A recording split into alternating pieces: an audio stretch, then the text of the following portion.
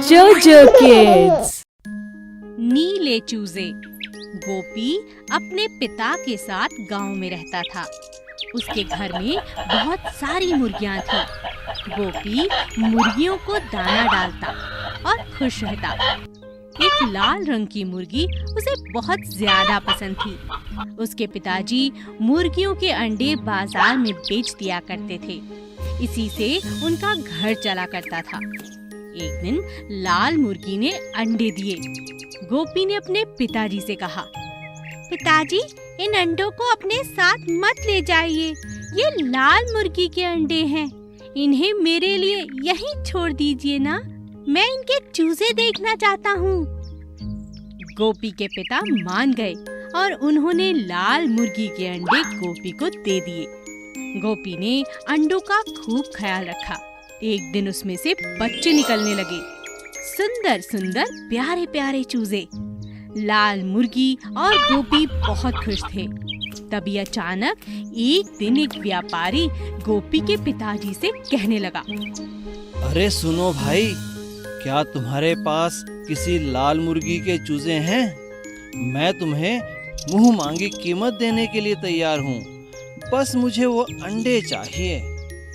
गोपी ने व्यापारी और अपने पिताजी की बात सुन ली और तुरंत अपने बस्ते में से नीले रंग की स्याही लाकर चूजों पर डाल दी। चूजे अब नीले रंग के हो चुके थे। व्यापारी ने जब उन्हें देखा तो कहा, अरे ये लाल मुर्गी के चूजे हो ही नहीं सकते। तुम मुझे ठगना चाहते हो। ऐसा कहकर व्यापारी वहाँ से चला गया और इस तरह गोपी ने अपने चूजों को बचा लिया। फिर उसने अपने पिताजी से कहा, पिताजी, मुझे माफ कर दो। मैंने ही इन्हें रंग दिया है। मैं ऐसा करना नहीं चाहता था, पर क्या करूं? मुझे इन चूजों से बहुत लगाव है। आप वादा कीजिए, आप इन्हें कभी नहीं बेचेंगे। मैं आपकी हर बात मानूंगा। गोपी के पिताजी को उस पर बहुत प्यार आया। उन्होंने उसे कहा, ठीक है बेटा, घबराओ मत। मैं समझ चुका हूँ, तुम्हें इन चीजों से बहुत लगाव है। मैं अब कभी इन्हें बेचने के बारे में सोचूंगा भी नहीं। और इस तरह गोपी अपनी लाल मुर्गी और चूजों के साथ खुशी खुशी रहने लगा। चूहे की शादी। एक बार की बात है, जंगल में शेर की शादी हो रही थी, जिसमें सभी जानवरों को बुलाया गया था सिवाय चूहे के। चूहे का नाम था चिंटू। जब चिंटू को शेर की शादी के बारे में पता चला तो उसे बहुत बुरा लगा। यह तो हद ही हो गई। शेर ने सभी जानवरों को न्योता दिया और मुझे नहीं दिया। अब तो मैं भी अपनी शादी करूंगा। इस दुनिया के सबसे शक्तिशाली व्यक्ति की बेटी के साथ शादी करूंगा, जो कि शेर की दुल्हन से भी ज्यादा सुंदर होगी। चूहे ने शादी का फैसला कर लिया था और अपने लिए दुल्हन ढूंढने निकल गया। रास्ते में उसकी मुलाकात हाथी से हुई। हाथी का नाम भोला था। अरे चिंटू, कहाँ जा रहे हो? मुझे शादी करनी है, इसीलिए मैं अपने लिए दुल्हन ढूंढने जा रहा हूँ। क्या बात है, ये तो बहुत अच्छी बात है। पर एहसास होता है कि सूरज ज्यादा बलवान है। सूरज भगवान, मैं तुम्हारी बेटी से शादी करना चाहता हूँ। क्या तुम मुझे अपनी बेटी के योग्य मानते हो? मुझे इससे कोई आपत्ति नहीं, पर मुझसे ज्यादा बलवान तो बादल है। तुम उसकी बेटी से शादी कर लो। फिर चूहा बादल के पास गया। बादल, मैं तुम्हारी बेटी से शादी करना चाहता हूँ। क्या तुम मुझे अपनी बेटी के योग्य मानते हो? मुझे बहुत खुशी होगी, लेकिन मुझसे ज्यादा बलवान तो पर्वत है। चिंटू पर्वत के पास गया। मैं तुम्हारी बेटी से शादी करना चाहता हूँ।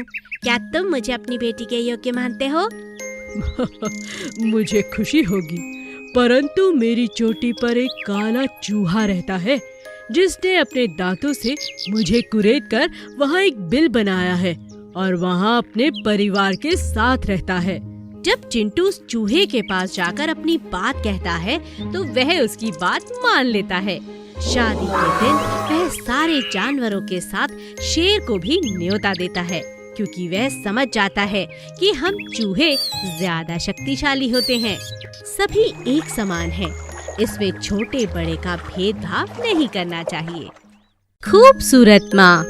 एक गांव में भोला नाम का एक लड़का अपनी माँ के साथ रहता था। उसकी माँ का चेहरा थोड़ा जला हुआ था। अपनी माँ को भोला पसंद नहीं किया करता था। माँ, तुम बहुत सुबह सुबह सामने मत आया करो। मुझे सुबह के समय सुंदर चीजें देखना अच्छा लगता है, तुम्हारा चेहरा नहीं। ठीक है बेटा, मैं तुम्हारा नाश्ता मेज पर रख दिया करूँगी, तुम इसे खा लिया करना। मैं सुबह के समय तुम्हारे पास नहीं आऊंगी, ठीक है?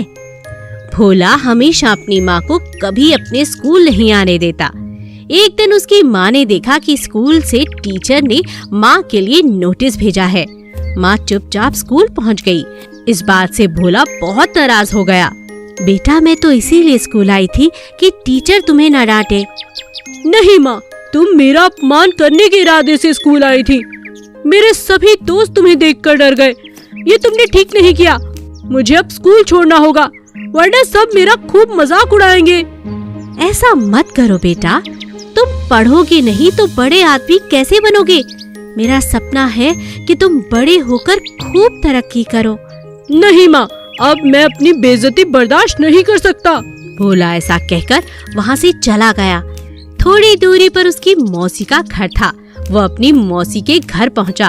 उसकी मौसी बहुत खूबसूरत थी, इसीलिए उसे अपनी मौसी बहुत पसंद थी। क्या बात है बेटा, आज यहाँ कैसे? भोला ने सारी बात मौसी को बता दी और रोने लगा। अरे भोला, रो मत, मैं तुझे आज बताती हूँ कि तुम्हारी माँ का चेहरा कैसे जला। भोला मौसी की बात सुनने लगा। तुम्हारी माँ मेरी ही तरह बहुत सुंदर थी, पर एक दिन तुम्हारे घर में आग लग गई और तुम उसमें फंस गए। तुम बहुत छोटे थे। तुम्हें बचाने के लिए तुम्हारी माँ आग में कूद गई, मगर तुम्हें बचा लिया। क्या सच में? तुम्हारी माँ तुमसे इतना प्यार करती है कि तुम्हें दुख न हो, इसीलिए कभी उसने ये बात तुम्हें नहीं बताई कि उसका चेहरा कैसे जला। क्या मेरी माँ ने मुझे बचाने के लिए अपनी जान की परवाह नहीं की? मैंने अपनी माँ को कितना दुख दिया है और माँ ने हमेशा मुझे प्यार दिया है। तुम्हारी माँ से ज्यादा प्यार तुम्हें कोई नहीं करता, ये बात हमेशा याद रखना बेटा। मौसी, अब मैं कभी माँ को तंग नहीं करूँगा। भोला भागता हुआ अपनी माँ के पास जाता है और माँ से माफी मांगता है। मेरा प्यारा भोला बेटा, मेरा बच्चा सबसे अच्छा है। माँ का प्यार ही उसकी सुंदरता है। जादुई बकरी। एक गांव में चरणदास नाम का एक चरवाहा रहता था। उसके पास बहुत सी गायें और बकरियां थी। गोपी नाम का एक छोटा सा लड़का उन बकरियों को रोज गांव से बाहर चराने के लिए ले जाता था। एक दिन गोपी सभी बकरियों को लेकर जा रहा था। तब उसने देखा कि एक बकरी चल नहीं पा रही है। अरे, ये इस बकरी को क्या हो गया? ये चल क्यों नहीं पा रही? ओह, इसके पैर में चोट लगी है। आओ, मैं तुम्हें मरहम लगा देता हूँ। शाम को गोपी ने चरणदास से बताया कि रानी के पैर में चोट लगी है। अरे, ये रानी बड़ी हो गई है, ये तो दूध भी अच्छे से नहीं देती। इसका कुछ करना होगा। तुम जाओ, मैं देख लूँगा। अगले दिन भी रानी चल नहीं पा रही थी। उसका दर्द देखकर गोपी को बहुत दुख हुआ। गोपी दुखी होकर घर चला गया। क्या हुआ गोपी, आज बहुत उदास लग रहे हो बेटा? माँ, चरणदास की बकरियों में एक बकरी रानी है। उसके पैर में चोट लगी है, वो चल भी नहीं पा रही। वो रोज मेरे साथ चरने के लिए जाती है, पर वहाँ कुछ नहीं खाती, बस एक जगह बैठ जाती है। मुझे उसकी बहुत चिंता है माँ। क्या चरणदास उसका इलाज नहीं करवा रहा? नहीं। ठीक है बेटा, चिंता मत कर, मैं कल लेप बना दूंगी। वो तुम उसे उसके पैर पर लगा देना। खुद से घास काट कर उसके आगे डाल देना, वो खा लेगी। ठीक है माँ। कुछ दिनों बाद गोपी को पता चला कि चरणदास अपनी बकरियों को बेचना चाहता है। अब उसे रानी की चिंता होने लगी। उसे पता था कि चरणदास रानी को पसंद नहीं करता। गोपी, बकरियों को अच्छे से नहला धुला देना, साफ सुथरा कर देना। कल इनके लिए ग्राहक आएंगे। मैं बकरियां बेच रहा हूँ। अगले दिन बहुत से लोग आए और बकरियां खरीद कर ले गए, पर रानी को किसी ने नहीं खरीदा। लगता है ये रानी तो कसाई को बेचनी होगी। ये सुनकर गोपी को रानी की चिंता होने लगी। उसने अपनी माँ से कहकर रानी को खरीद लिया। अब वो माँ बेटा रानी का अच्छे से ख्याल रखने लगे। रानी रोज इतना दूध देती कि माँ बेटा तो कभी भी दूध की कमी नहीं महसूस करते।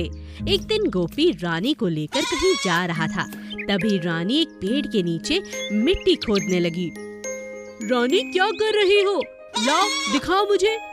तभी गोपी ने देखा कि पेड़ के नीचे से सोने के 5 सिक्के निकले हैं। सिक्के बेचकर अब माँ बेटा बहुत अमीर हो चुके थे। जब से रानी जो गोपी लेकर गया है उसके तो दिन ही फिर गए हैं। लगता है वो कोई मामूली नहीं जादुई बकरी थी। रात के समय चरणदास ने रानी को चुरा लिया और गांव से बाहर जाकर रानी से कहने लगा, तुम अगर जादुई बकरी हो तो मुझे भी सोने के सिक्के दो, वरना मैं तुम्हें कसाई को बेच दूंगा। रानी उसको एक और पेड़ के नीचे ले गई और वहाँ उसे एक सोने का हार मिला। वाह रानी, तुम तो सच में जादुई हो। तभी वहाँ राजा के सिपाही आए और उन्होंने चरणदास को पकड़ लिया। ये हार रानी का है, जरूर तुम ही ने चोरी किया होगा। चलो हमारे साथ। चरणदास को चोरी के इल्जाम में जेल हो गई और रानी गोपी के साथ वापस चली गई। बुराई करने वाले के साथ हमेशा बुरा होता है। Please subscribe.